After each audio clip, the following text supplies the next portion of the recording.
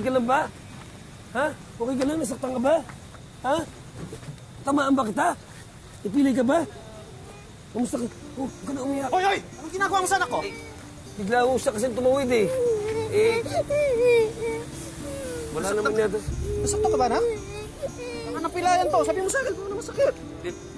Wala namang pilay, oh. Sabi niya wala naman siyang pilay, boss eh. Ano walang pilay? Bata ka, malalaban mo ito kung may pilay o wala. Pasensya na, boss, kasi biglang tumawid eh. Magbigay ka ng 1,000. Papa-x-ray itong bata. Wala po akong 1,000 eh. Wala kang 1,000. Wala talaga akong pera, boss eh. Ah, ganon. Ayaw mo magbigay? Wala talaga akong mabibigay eh. Ganon?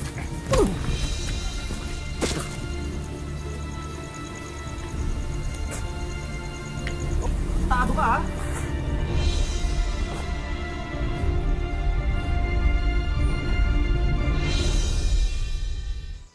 Simpleng tao lang si Ana, isang pedicab driver.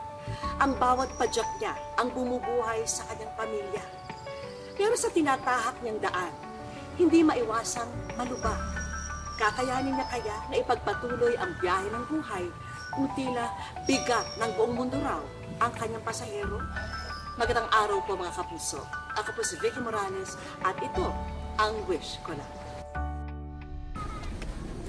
Bakit kasi umalis pa tayo ng Maynila? Pasensya na, mahal. Alam mo naman, natanggal ako sa trabaho noon. Pasensya, puro dalang pasensya. Eh, tinan mo nga, nagbilad lang kami ng mga anak mo. Akala ko, gaganda buhay natin dun. Naghirap din pala. Kasi masyado ka mabait. Sana sa susunod, matuto ka na ng dumiskarte. Hindi ka na nga.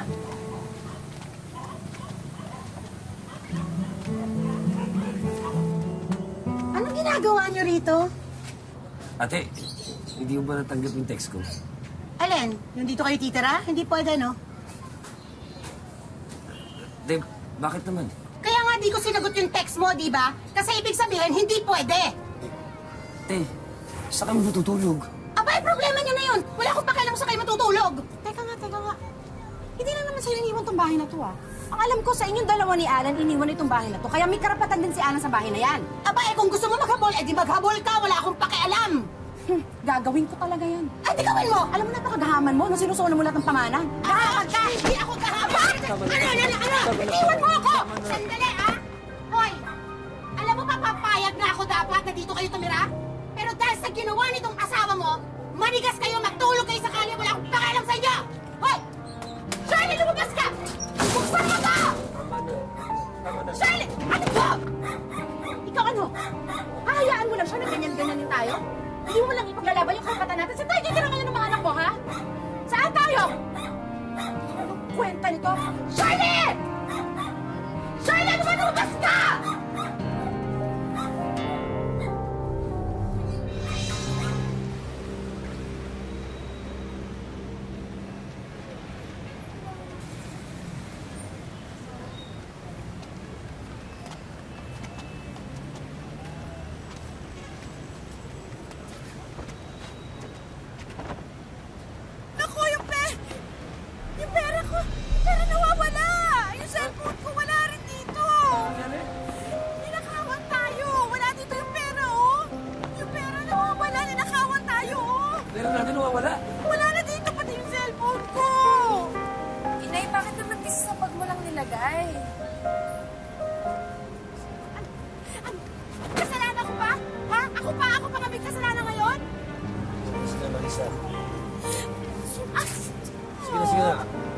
Marisa, huwag ka na mag-alala. Ako na bahala.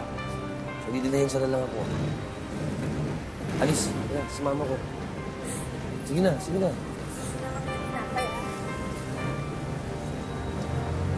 anak.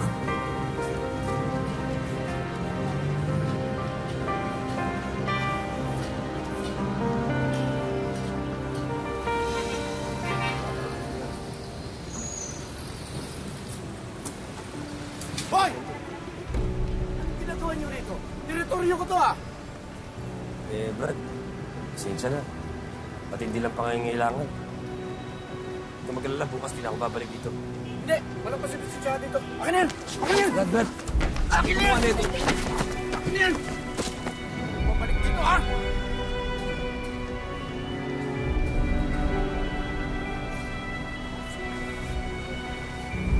Saan hindi kasi anak eh.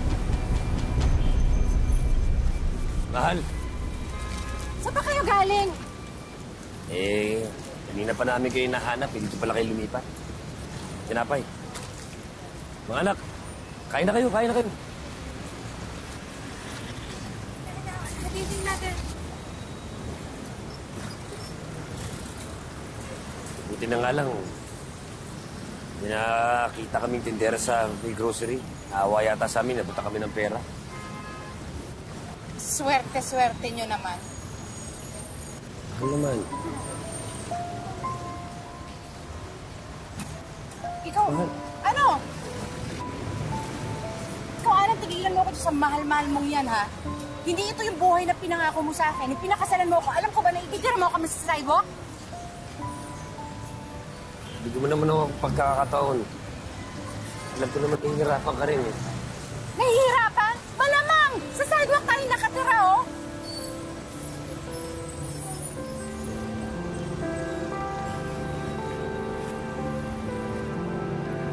Tira kayo, ha?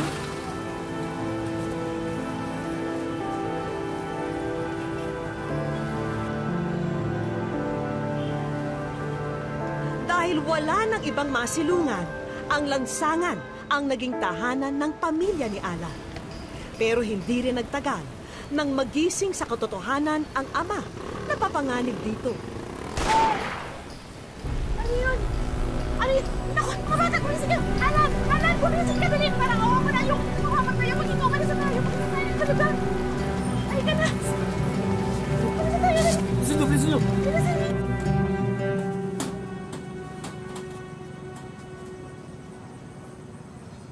Ate, parang awa mo na. Tulungan mo naman kami.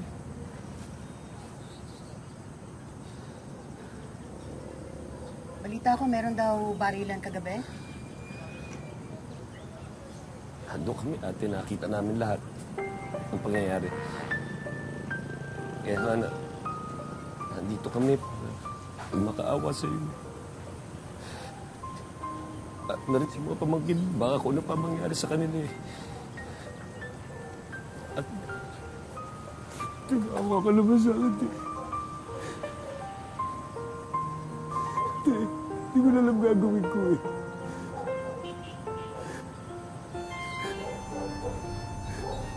Sige na, sige na, sige na. Sige na, pumasok na kayo dun sa loob. Mamaya ako, ano pa mangyari sa mga pamangkin ko? Kasalanan ko pa. May mga retaso nga pala nakahoy dun sa likod, tsaka yero. Gumawa ka na lang ng masisilungan nyo, okay? Sige na, Sige po. pumasok na kayo sa loob. Sige na, sige na, sige na. Sige na, sige na.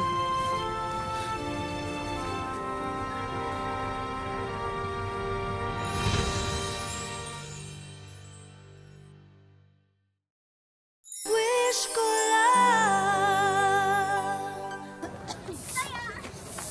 Uy, huwag kayo sa minawalis ko. Uy, ano ba? Tigilan nyo na nga yung kakalaro. Putik na mga, tumulong na lang kayo dito. Sama na yan. Na ako. Tay! Ha? Tay, bakit po kayo naka-pedicab? May trabaho na ako. Eh, tinayagan ako ng may-ari nito na ibiyahe ko siya. Swerte ko, di ba? Para sa'yo, swerte na yan. Eh kung sa bagay, sanay ka naman talaga nagpapaalila sa ibang tao, di ba? Kaya bagay ka nga dyan.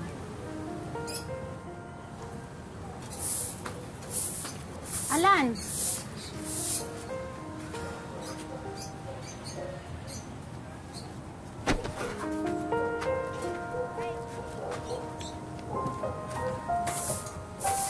Ate, may trabaho na ako. Mabuti naman. Ay, teka muna, Alan. Kasi, napansin ko itong mga anak mo, wala naman masyadong ginagawa dito, di ba? Siguro mas maganda kung tutulungan na lang nila ako sa gawain sa bahay para kahit papaano meron silang pangkain nila, di ba? Sige, sa kanila kung gusto nila. Pwede naman po. Ha? Oo. Sige, di. Sige. O yan. Pasok na ako, ha? O yan. May mga trabaho na rin kayo. Pare-pareho na tayo may trabaho, ha? Sige.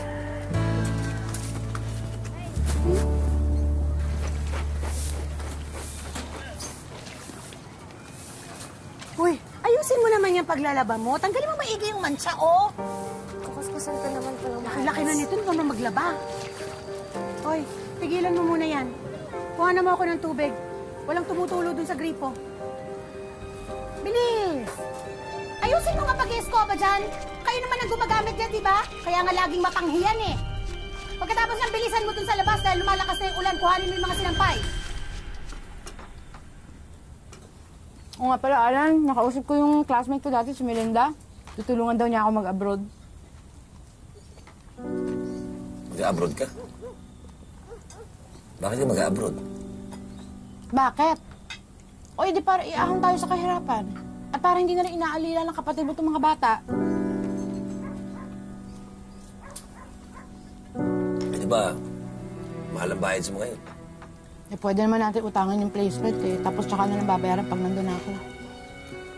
Paano naman kami? Paano yung mga bata? Alam mo, kaya walang nangyayari sa buhay na to eh. Napakahina ng loob mo. Duwag ka. Kung ikaw, kontento ko na sa pesting buhay na ganito, pues ako hindi.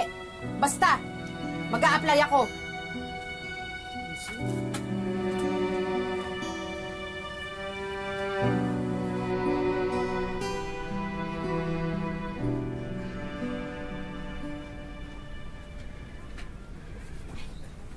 Alan, pahingi naman pera oh. Eh, di ba binigay ko na sa'yo yung kinita ko kahapon? Eh, kulang yun. Baka kasi may kailangan akong bayaran niya. Tsaka alam ko naman may tinatabi ka pa dyan. Sige na.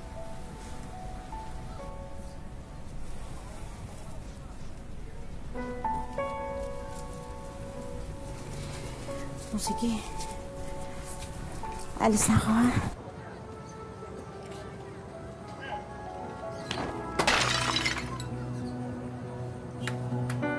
Ano yan, ha? Nagsasampay na lang kayo, makakapasag pa kayo ng paso? Ha? Naku, dito, ikaw, ha? Ha? Magsasampay lang kayo, ha? Ikaw din, ha? Siyang tama na yan! Di na ako sinasadya ni Junior! Siyang tama na yan! Tama na po! Ha? Pati ikaw, ha? Mas marunong mo kayo sa akin, bahay ko kaya to! Ha? Ano kayo, ha? Kasi, tama natin. Anong tama na pinagsasabi mo dyan, ha? Kakapihan mo itong mga anak mo? Kaya nagkakaganyan yung mga anak mo eh! Nahahawa sa nanay! Pareho ng nanay! Ate. Eh!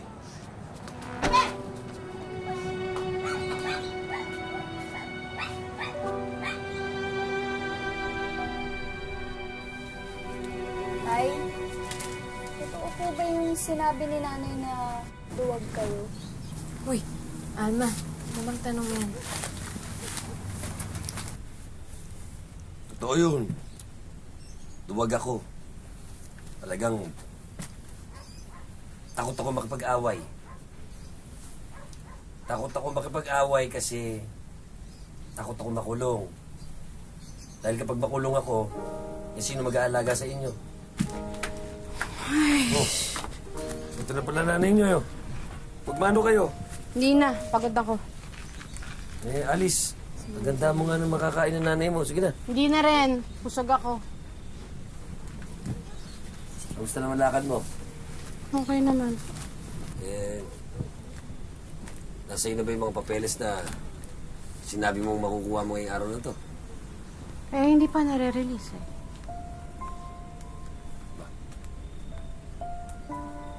Balik-balik ka na doon, ha? Laki-laki na rin nagagastos mo doon. May mga resibo ba yan? Baka naman naloloko ka. Eh, bakit ba sa pagtatanong mo parang gusto mo magduda sa akin? Ha? Ako na nga itong gumagawa ng paraan para umasenso buhay natin. Ako pa inuusisa mo? Tatanong lang naman, mahal. Hindi ko gusto yung tono mo. Bihis lang ako.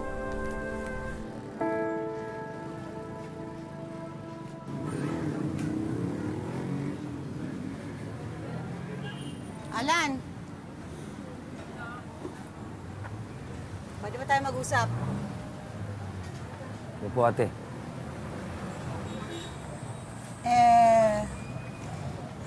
Gusto ko lang sanang humingi ng paumanhin doon sa nagawa ko sa mga bata, yung pagpalo ko sa kanila.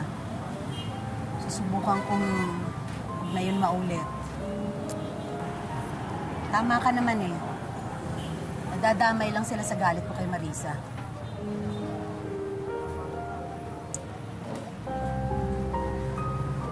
Pero alam mo, Alan, bantayan mo yung si Marisa. Wala akong tiwala sa kanya. Sige po, ate.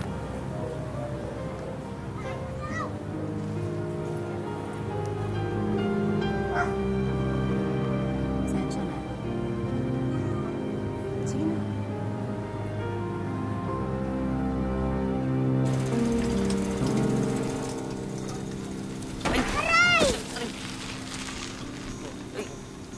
Okay ka lang ba?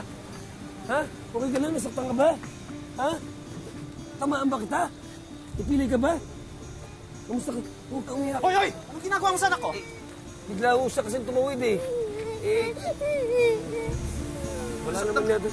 Nasaktan ka ba, na? Baka napilayan to. Sabi mo sa akin kung ano masakit. Wala namang pilay yun. Sabi niya wala naman siyang pilay, boss eh. Ano walang pilay? Bata ka, malalaban mo rito kung may pilay o wala. Pasensya na, boss. Kasi bigla tumawid eh. Magbigay ka ng 1,000. Papa-x-ray tong bata. Wala po akong 1,000 eh. Wala kang 1,000. Wala talaga akong pera, boss eh. Ah, ganon. Ayaw mo magbigay? Wala talaga akong mabibigay. Ganon?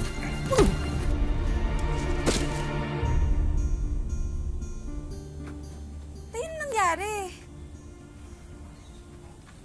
Wala lang. Problema lang. Anong naging problema? Ang naging problema, hindi naman lumaban yung tatay nyo.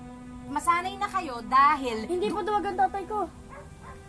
Nay, ayaw lang lumaban ni tatay dahil ayaw niyang makulong. Walang mag-aalaga sa amin. Anong wala? Anong tawag nyo sa ginagawa ko? Di ba ako nag-aalaga sa inyo? Hindi po. Lagi nga po kayong wala dito eh. Ah, ganon. Ganon? Bueno, magsama-sama kayo mag-aama. Di pala nag-aalaga, ah. Ayaw mang magduda sa asawa. Sinundan ni Alan si Marisa. Pero nabigla siya sa kanyang nakita.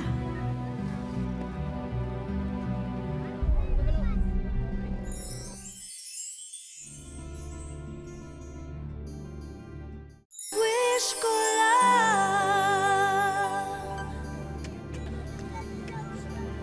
Alan! Alan, ano ba? Hoy! Tama na yan! Alan!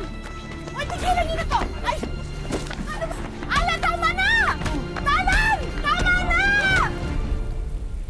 Alan, Marisa, ayusin nyo na to ngayon. Eh, ano pa ba masasabi ko? Nahuli niya na ako. Eh, pero Kapitan, hindi niyo naman ako masisisi eh. Ilang taon ako nagtiis sa lalaking yan. Ilang pagkakataon ang binigay ko sa kanya para ayusin yung buhay naming pamilya. Pero habang tumatagal, lalo kami naghihirap. Kaya ayoko na. Ayoko na talaga, Alan eh. Maghiwalay na tayo. Maghiwalay? Magpapalit po kami dito? Alan, gusto mo ba siyang idemanda? Hindi na. Salamat na lang. Matagal na rin namang di sa parte ng buhay namin.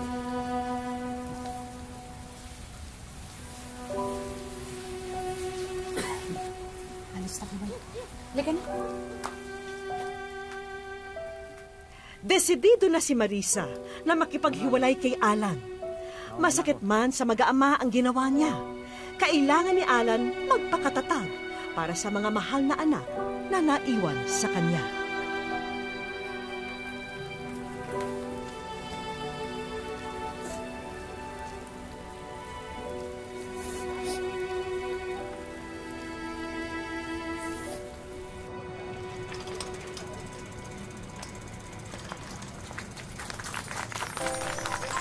Salamat, salamat!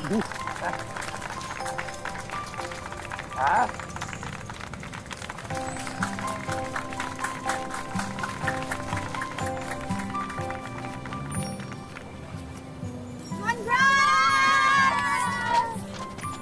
Congrats! Congrats! Hey, ate! Congrats! Ay, meron ako hinanda. Kahit konti, magsa-celebrate tayo para sa pamangkin ko. Ay, salamat, ate. Halika na, kain na tayo. Bilis, bilis. Pasok, pasok. Alam mo ba? Congrats. Nakapagpa-graduate ka rin kahit padyak lang ang puhunan mo. Natutuwa ako para sa'yo. Salamat talaga, ate. Hindi gumagamit pang biyahe. Sabi pa ng padyak. Sana kayanin ng mga binti ko. Ano ka ba? Kaya mo yan. Tsaka alam mo, matapang ka. Matapang ka para sa pamilya mo. Kaya huwag kang susuko, ha? Ha? Hindi mo po yung mga bata. Ay, halika na, baka pumayat ako. Halika na. Baka pumayat ako. 6 na taon na ang nakalipas mula nang iwanan si Alan ng misis niya. Pero sa halip na malugmok, mas pinili ni Alan na pagbutihin ang pagpapadyak niya para maitaguyod ng wasto ang mga anak niya.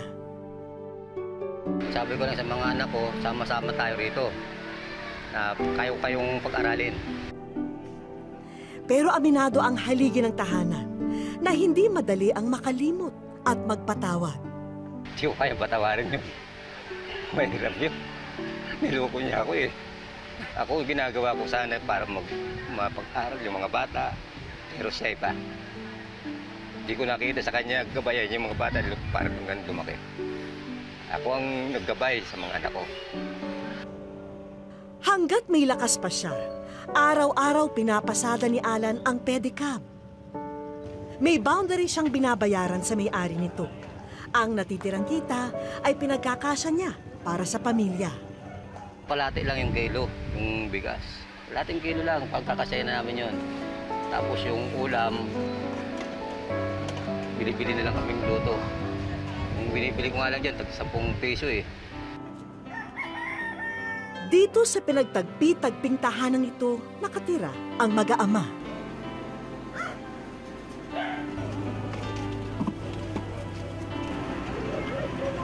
Talagang pag-aaralin niya po kami, pagkain niya po, ibibigay niya pa sa amin.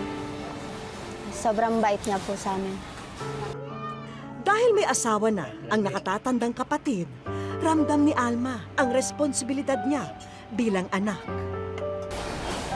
Talagang lahat po ginawa niya. Kasi ako lang po talaga yung nakatapos sa amin. Kaya pinilit ko rin po yung sarili ko na makatapos kahit wala po si Mama.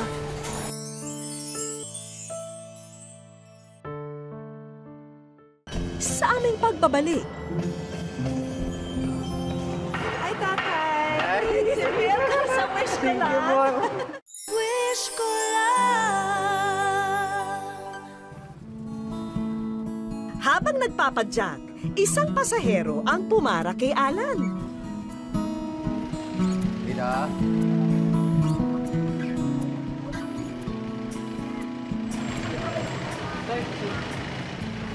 Naiwan ko po ata yung wallet ko.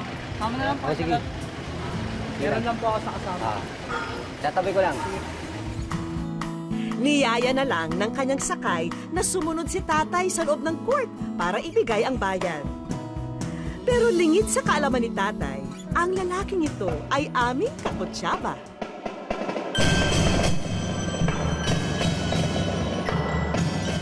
Isang masiglang tugtugin ang bumati kay tatay. Ako na may excited na makilala at sorpresahin ang ating bida. Hi, tatay! Welcome sa wish ko lang! Anong pakiramdam niyo kayo nasa wish ko lang? Masayang-masaya po. Masaya talaga to. Hindi bilang along biro. Parang totoo to. Masang-masaya. Pre, hindi ko pala na magaganito po ang buhay ko. So ano yung pinaka-wish niyo? Ang wish ko talaga, makakaroon sarili ko mag-pedicab na sarili ko talaga. Hindi na ako nag-boundary. Tapos yung mga anak ko makatapos. Sa puntong ito, pinatawag namin ang mga anak ni Alan. Nasaan na sila ngayon? Nasa bahay po yun. Nasa bahay? Sabi sila?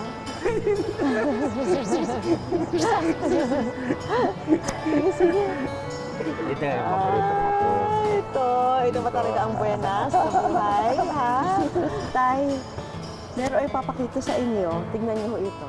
Pinaalam namin kay Alan ang ginawang pagsulat ng anak na si Alice para sa kanya. Ako po si Alice Buen, taga-Bagong Silangan, Quezon City. Gusto ko po hingi ng tulong ang aking tatay na si Alan Buen. Si Alan Buen ay isang single dad mula ng 2010 dahil nag-asawa ng iba ang aming nanay. Mula noon ay mag-isa niya kaming itinaguyod. Bilang isang nanay, naintindihan mo ba yung ginawa ng mami mo? O mas hindi mo naintindihan? Mas hindi ko po naiintindihan kasi kagaya po namin ng asawa ko, dalas din po kami nag-aaway, pero nagkakapatid din po kami. Kaya sa ginagawa po ng tatay ko para sa kanya, hindi ko alam po ba't ginagawa. Sa hirap ng ginagawa ng tatay ko, kung bakit gano'n, hindi ko maintindihan bakit niya pinabayaan yung tatay ko nang walang alam. Bakit anong pinaka-importanting bagay na nagawa ni Papa para sa'yo? Pinag-aaral niyo po kami kahit hirap na po siya.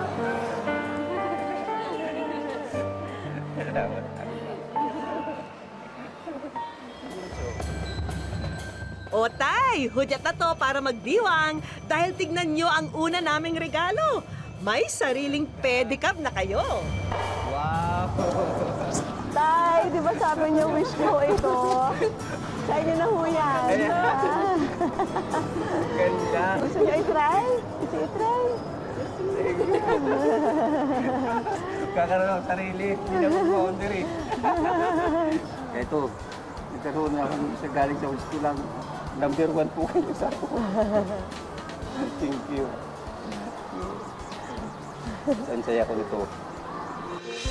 Batid din namin na inaalala nyo ang naiwang bayarin ni Alma sa eskwelahan. Kaya sana makatulong po ito sa inyo. Nako.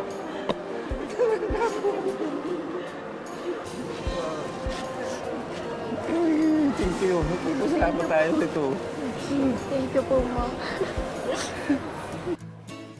Bukod pa rito, lahat ng construction materials na ito ay inyo na rin para mapagtibay nyo po ang inyong tirahan. Laking tulong nito. Tila na bunutan ng tinik sa leeg sina Alma nang aking inabot ang college scholarship na handog ng isang kaibigan. Mag-isang itinataguyod ni Alan ang kanyang mga anak. Isang tunay na haligi ng tahanan na may tibay at may tapang na handang isakripisyo ang lahat para sa kanila. Hanggang sa susunod na Sabado mga kapuso, lalo na po yung ating mga kapuso abroad na nanonood via GMA Pinoy TV, ako pumili si Vicky Morales. At ito ang wish ko lang.